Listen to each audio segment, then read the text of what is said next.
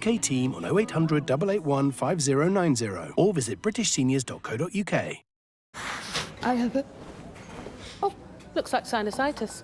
I can diagnose that. Latte, right? Your number 5 in the queue. UTI. I'm just a walking away. I can help you get a good night's sleep. Morning. I can help with that. For diagnosis and treatment, you're never too far from a pharmacist. Boots, with you for life. Don't they grow up so fast? And sometimes the big life moments like a new home and a new school can be scary. Which reminds me, I don't want my family to worry about mortgage costs if the worst should happen. That's why I'm looking into smart family life insurance. Hi, I'd like a quick quote, please. OK, you can choose a benefit amount up to £750,000 depending on your age. If you're a UK resident aged 18 to 64, you can apply with just a few health and lifestyle questions. For £250,000 of cover, the price starts at just £14.77 a month. That's less than I thought. I could help my husband with the mortgage. Just like families, not all life insurance is the same. That's why we offer the Smart Family Guarantee. That's good to know. For even greater peace of mind, you'll also receive a 100% advance in the event of terminal illness and 10% cash back on your first year's premiums. That's the Smart Cashback. Plus, you'll also get your choice of a £125 gift card. To get a free quote today, call our specialist UK team on 0800 542 1775 or visit smartinsurance.co.uk.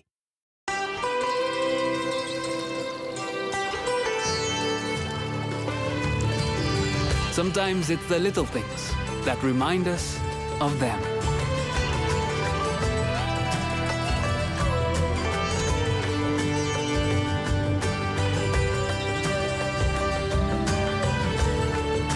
Stay close, even when you're far apart. Send money worldwide with Remitly.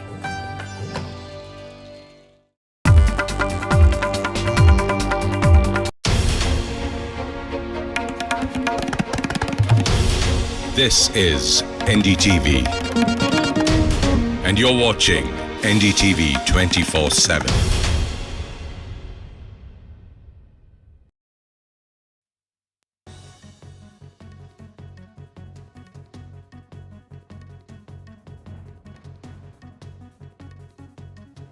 Hello and welcome to this Tuesday edition of the World Report. I'm Arjun, Samar, Mahendran, and here's what's making headlines around the world. In a reciprocal move, India has extended the ban on Pakistani airlines and aircraft from entering Indian airspace by a month till the early morning of the 24th of October now. This is according to a fresh notice to the airmen or a NOTAM issued by India's aviation authorities on Monday. Now, the new notice comes a couple of days after Pakistan's NOTAM extended the closure of its airspace for Indian aircraft and airlines for the same period. With these extensions, the neighbours' airspace closure for each other's aircraft are set to enter their 6th consecutive month. Over in New York, French President Emmanuel Macron on Monday said in a speech at the United Nations General Assembly that France formally recognises the state of Palestine, a move that drew stark criticism from both Israel and the United States. Now, in his address, Macron urged an end to Israel's war in Gaza, the release of hostages held by Hamas, and renewed efforts towards a two-state solution. The time for peace has come as we are just moments away from no longer being able to seize it, Macron said. Now, this step is being seen as a diplomatic win for Macron, though it has heightened tensions with Israel's and also Washington, with both firmly opposed to Palestine statehood recognition. Here's what Macron had to say. Cette autorité palestinienne renouvelée est une condition nécessaire à la réussite de l'indispensable négociation qu'il faudra reprendre pour parvenir à un accord sur chacune des questions relatives au statut final. C'est dans ce cadre aussi que je pourrais décider d'établir une ambassade auprès de l'État de Palestine dès lors que tous les otages détenus à Gaza auront été libérés et qu'un cessez-le-feu aura été établi. My colleague Vishal Vivek joins us for more on this. Vishal, we've seen at least 12 nations, if you know the number has not increased, as we are getting our viewers this bulletin, that have in fact recognized a Palestinian statehood only in the last couple of days. Now, this brings the total number of members within the UNGA to 75 or well over 75. How do you see this move as? Is it just another lip service, or do you see something more to this? Well, this is significant, Arjun, as you mentioned rightly, but it's still a tall order, as far as recognizing Palestine on the international stage is concerned, because there are several criteria that Palestine, the state, needs to, fulfill if it is to be recognized as an international, body. So there are several things that need to be lined up. The first one is that there needs to be a recognized government of Palestine, which is not the case because there are two rival factions, governing different areas of Palestine. And also there needs to be a stable government, and we all know that there's no stable government as far as Palestine is concerned. Gaza has been in trouble for the last 2-3 years, and also on the other hand West Bank seems to be facing the similar amount of trouble. So both the sides have been trying their best to be recognized on the international stage, but this is still a tall order, as I mentioned. But still this is a significant move, because on the international stage the US and its allies are recognizing Palestine. That goes to show that there is some a background noise as far as recognizing the state is concerned. What the US says officially now, that remains to be seen. Israel has already condemned the move and said that it will continue to have more Jewish settlers inside the territory of Palestine.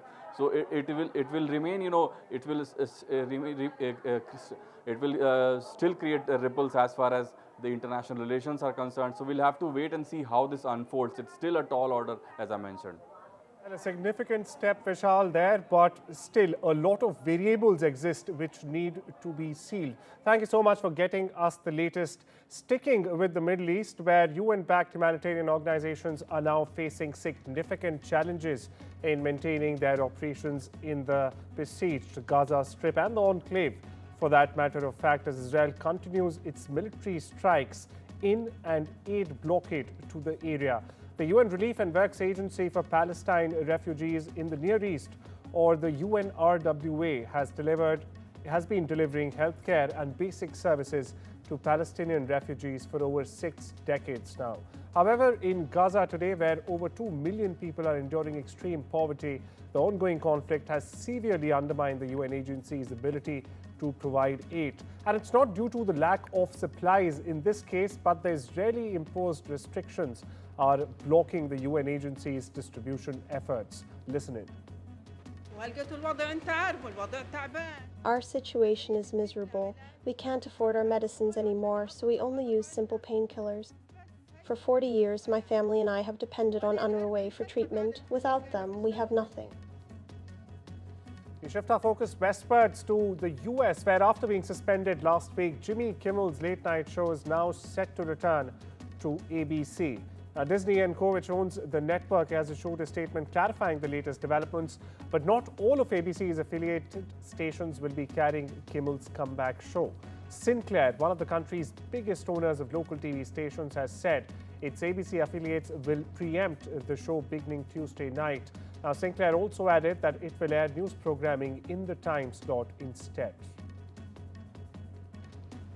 Over in Washington, Donald Trump has ignited yet another controversy. Now, in the latest, Trump is under fire after linking the common pain reliever Tylenol, or paracetamol as we call it here in India, to autism in unborn children. That's correct. At a press conference alongside Health Secretary Robert F. Kennedy Jr., Trump said and underlined that pregnant women should limit or even stop using Tylenol. Now, to make things clear, Trump did not quote any study or present any data while making this claim. The president called it a historic medical breakthrough and pushed for delayed childhood vaccines and new autism cures. However, experts quickly pushed back. This announcement is the latest move in what critics are calling a dangerous push for natural medicine in the United States. And at what expense? And at the expense of women's health, these experts are claiming. Listen in to Donald Trump, followed by an expert. Don't take Tylenol. There's no downside. Don't take it. You'll be uncomfortable. It won't be as easy, maybe, but don't take it. If you're pregnant, don't take Tylenol. As we know that autism and the spectrum disorders are multifaceted. They run in families. There's clearly a genetic component. And so to pin it all on on a medication like acetaminophen is just hard to believe. Explosive drones targeting a suspected gang leader killed at least 8 children inside a slum in Haiti's capital and seriously wounded 6 others. Relatives and activists told the AP on Monday as they blamed police for this attack. Now, the explosions happened Saturday night in Cité Soleil, which is controlled by Viv Ansam. It's a powerful gang coalition that the US has designated as a foreign terrorist organization or a terrorist entity. Now, one of its leaders, in fact, Jimmy Cherzier, best known as the Barbecue, vowed to avenge the attacks with a total of at least 13 people killed. Michelin Florville, 60 years old, said the explosion killed 2 of his grandchildren, ages 3 and 7, and his 32-year-old son as well. Listen in. Premier petit moi, il vient 32 ans, qui actuellement là qui est dans mort. Puis petit il a à peine il va 3 ans. Son grand-père. Il a son grand-père. Mon petit moi qui mort, qui a 7 ans. We shift our focus to Eurasia, where the fall is expected to bring another grueling test for Ukraine's armed forces as Russia intensifies its campaign to seize an eastern region it has sought to conquer for years together now. Now, Moscow controls about 70% of the Donetsk region, once Ukraine's industrial heartland. Ukrainian forces, meanwhile, have been pushed back to a string of 4 cities that analysts have dubbed its fortress belt. Now, this is where they've pushed back Moscow's efforts to seize the region for years. However, shortages of troops, supplies, and even chaos in management internally are making it increasingly hard to resist Russia's relentless pressure in this region. The Trump administration has rolled out a $100,000 application fee for new H-1B visas. It's up from the previous $215, but now says exemptions may apply for doctors and other roles deemed in quote-unquote national interest. To that end, my colleague Parmeshwar Baba gets you. All right, here's a story with direct implications for thousands of Indian families, both here and in the United States. The White House has confirmed that President Donald Trump's administration may exempt doctors and medical residents from the staggering new $100,000 fee on H-1B visa applications. So from just $215 today to $1 lakh US tomorrow, the new fee policy took effect at 12:01 a.m. Sunday. But a White House spokesperson has categorically told Bloomberg News that exemptions are possible if hiring foreign workers is deemed in the national interest. That language, they say, could cover physicians, medical residents, or even other industries. I'll tell you why this is so significant, though. Hospitals and medical associations in the United States had warned that the fee could worsen an already serious shortage of doctors, especially in rural America, where international medical graduates often serve as the backbone of healthcare. Now, let's just break down the numbers for you. According to Pew Research, nearly 3/4 of all H-1B visas approved in 2023 went to Indians. Since 2012, about 60% of these visas have been for tech jobs, but the system also supports universities, banks, hospitals, and research labs. In total, basically, economists estimate that around 7 lakh H-1B holders and 500,000 dependents currently live in the US. So for Indian IT professionals, academics, and medical graduates, this fee hike has sent shockwaves. The administration insists existing visa holders won't be stranded and that the $100,000 charge applies only to new applications, but still the uncertainty has rattled Silicon Valley firms, also rattled hospitals and universities alike. By the way, NDTV has learned that the Department of Homeland Security will have discretion to grant waivers on a case-by-case basis, but the key phrase again, national interest. Then the big question currently is, who gets to define what's in national interest, and will Indian professionals who make up the bulk of H-1B visa holders benefit from these exemptions? Well, for now, the Trump White House has signaled flexibility, but with a policy this disruptive, Indian families, Indian businesses, and students are watching very closely. Kamala Harris has said that she regrets not expressing her concerns about President Joe Biden running for his second term, when a majority of Americans felt he was in fact too old for the job. I have and had a certain responsibility that I should have followed through on, Harris told Rachel Maddow on MSNBC in her first live television interview since the elections. The Democratic former vice president's comments expand on a passage in her book, 107 Days to be precise, that looks back on her experience replacing Biden as the 2024 Democratic presidential nominee after he dropped out of the race. Harris ultimately lost to Republican candidate Donald Trump, who assumed office on the 20th of January this year. Kelly Allen of Charlotte was one of a couple hundred people who attended the candlelight vigil honoring Ariana Zarutska near a flight light rail station in the city on Monday night. It was organized by some churches and the local Republican Party. Allen said she is hopeful that we are on the path to making this a better and a safer city. I think that's what everyone wants here. I just know she wanted a better life and she deserves that, Allen added. So I'm here just to honor her tonight. The August 22nd death of 23-year-old Ariana Zarutska, her attack caught on camera, and subsequent charges against a suspect who had previously been arrested more than a dozen times caused public outrage. Here's more.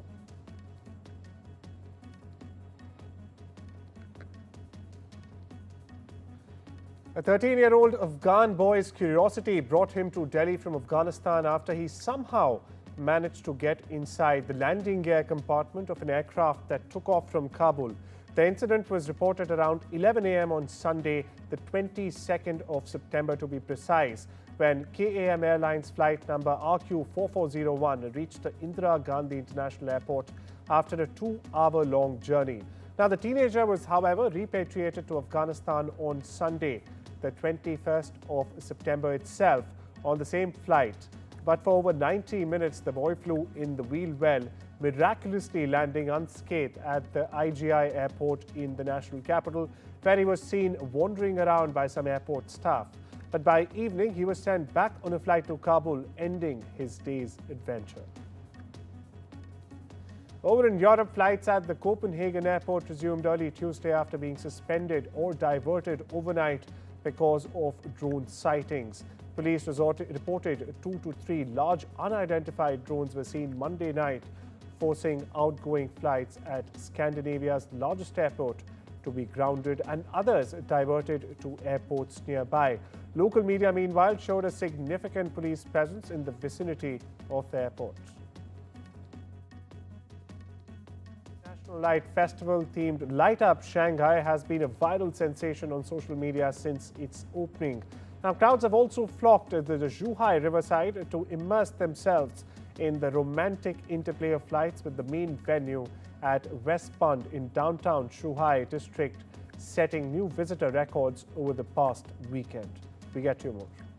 这第一次看观影的，跟这个圆顶结合的还蛮巧妙的，真的很好，真的很好，感谢 SMG。光影的色彩相当的丰富，然后反正让我们身临其境吧，对吧？这个很震撼。It's time we step into a short break. We'll be right back.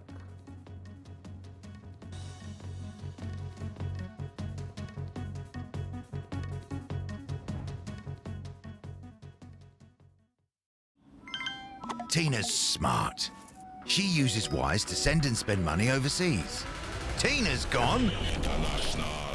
Whether she's sending money overseas or paying with the Wise travel card abroad, she could save up to 70% compared to using major banks. Join Tina and 14 million people worldwide who found a smart way to send and spend money overseas. Be smart. Get Wise. If Lubasi was your son, you'd do anything to stop his suffering. He's in agony because he has an eye infection called trachoma. It's often spread by flies, like these. If Lubasi was your son, you'd take him to the doctor. But his parents can't afford to get him the care he so desperately needs. You can. When you give £2 a month to Sightsavers, you can help save more children from agony like this and spare their parents the pain of watching their children suffer. Every month, you'll help our eye doctors get to some of the world's poorest and most remote villages. It's so simple to treat trachoma, but we urgently need your support to do it. So please call 0800 038 4920 Text Site10 to 82727 or go to sitesavers.tv to give £2 a month to Sitesavers right now.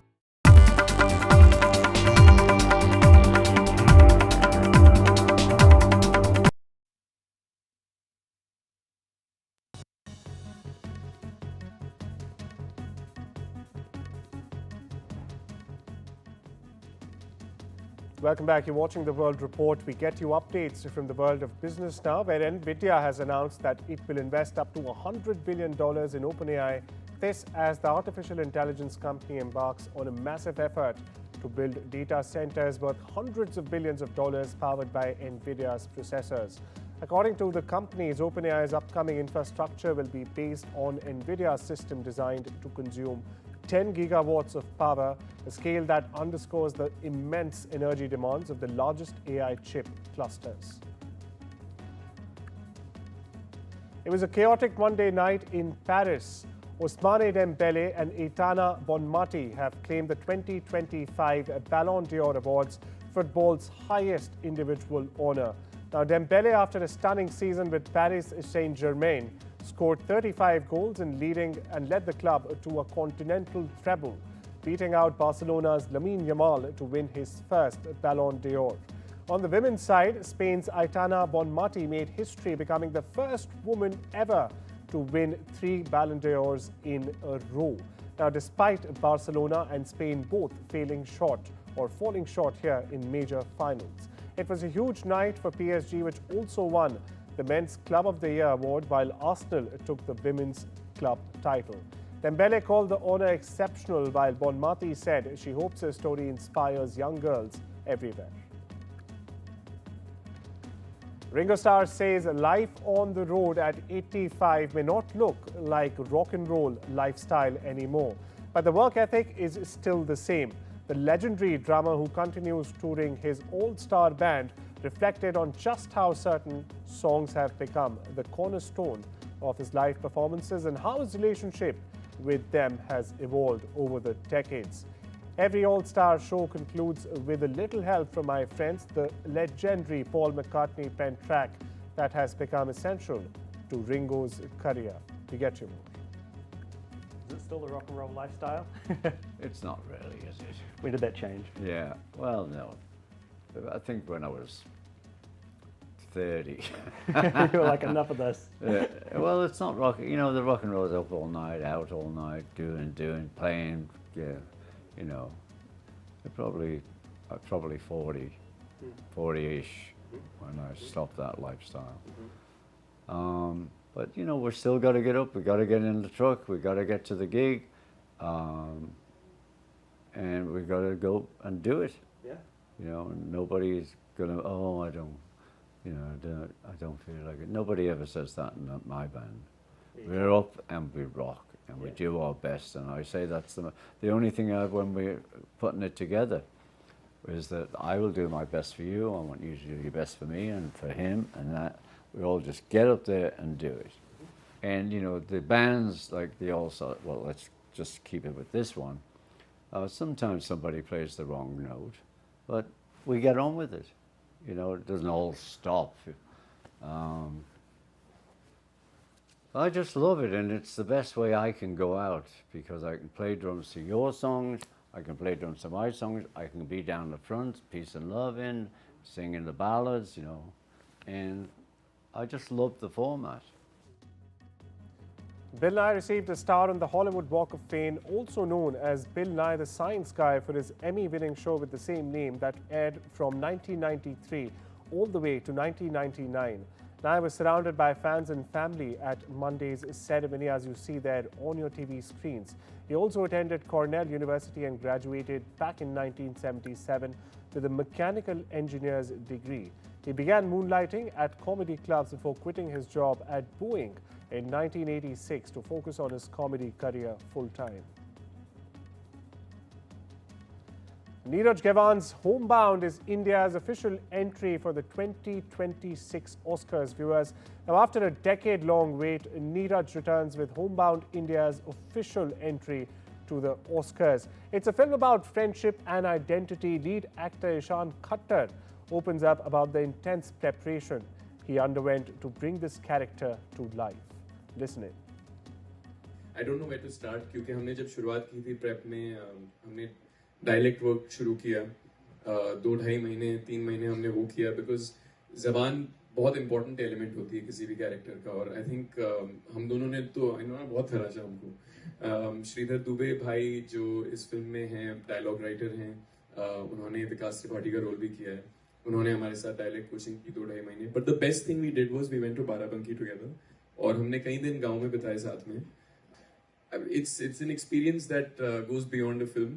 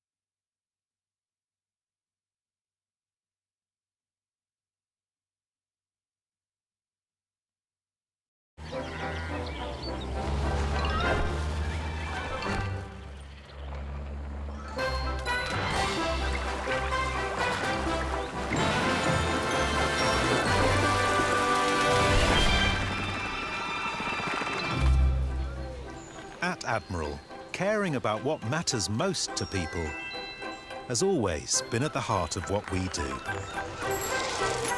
Admiral, always looking out for you.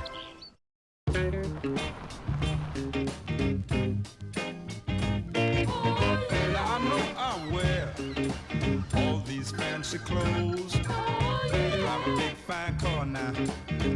Oh yes I do. I miss the big stuff. Just like you say I am, but I miss the big stuff. I'm not hard for love. Dacia Bigster, available now from only £25,215. I think that there's something that's always there that I just need to uncover.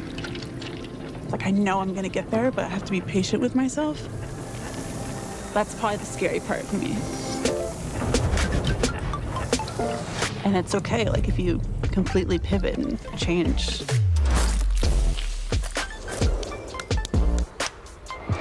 You know, you have to be comfortable with that.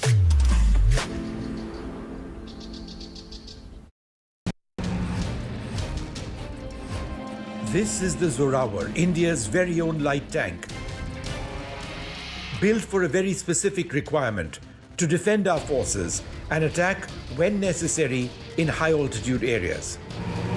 Conceived of in the post-Galwan context and in direct response to the emergence of the Chinese Type 15 light tank, the Zorawar is meant to plug holes in India's armored defenses. At the moment, India uses heavy tanks, the T-90 and T-72, way up in the Ladakh heights. These are far too heavy and unwieldy for operations in the rarefied atmosphere. And so, Zorawar was designed and developed in 21 months straight. Weighing in at 25 tons, close to half the weight of the older tanks, the Zorawar can be easily airlifted and is built with the future in mind. Upgradability. Designed to operate with drones, it'll also feature an active protection system a system which intercepts incoming missiles and rockets to protect the tank. But these upgrades will come later. At the moment, the army appears committed to the tank, which is being trialled not just in high altitude areas, but also the desert. The Zorawar weighs 25 tons. It has a power-to-weight ratio of 30 horsepower per ton. That's key in the mountains. It has a 1,000 horsepower engine. It's amphibious. It can ford rivers and lakes. It can fire missiles, has a 105mm main gun, a 12.7mm remote-controlled weapon station, and a 7.62mm coaxial machine gun. In trials in September last year at the Mahendran firing range near Bikaner, the Zorawar hit its targets with pinpoint accuracy, using its Belgian-designed gun, proving its lethality. Zorawar's development is a triumph of collaboration and indigenization. Led by the Defense Research and Development Organization and Larsen & Toubro, with contributions from micro, small and medium enterprises, the tank boasts over 70% indigenous content.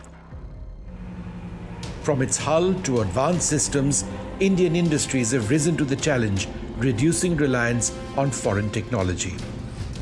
Unlike the Arjun main battle tank, which faced delays and cost overruns because of an overemphasis on full indigenization, the Zorawar takes a pragmatic approach, incorporating foreign components like the Cummins engine and the Cockerel gun turret while pushing for local manufacturing. The army may eventually end up operating 700 Zorawar tanks. Rajasthan is history, culture, and much more. And I have been reporting on all things royal for more than 25 years. The colors, the culture, and the complexities of the Northeast is different from the rest of the country. I have been bringing the Northeast closer to the capital for over 15 years. Madhya Pradesh is the heart of India, and I have been capturing its every beat for over 10 years, covering the corridors of power.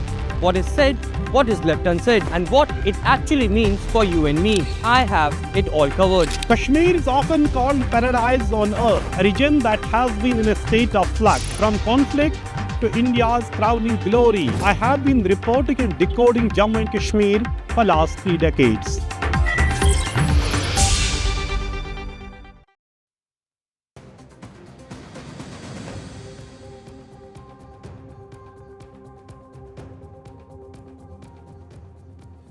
Hello and welcome. This is India Global. I'm Arjun, Samar, Mahendran, and here are the headlines this Tuesday. 6 months, zero movement as India extends its airspace ban to Pakistan Airlines till the 24th of October. Donald Trump and RFK Jr. promote unproven claims about autism, linking it to paracetamol, declaring it dangerous for pregnant women. External Affairs Minister S. Jaishankar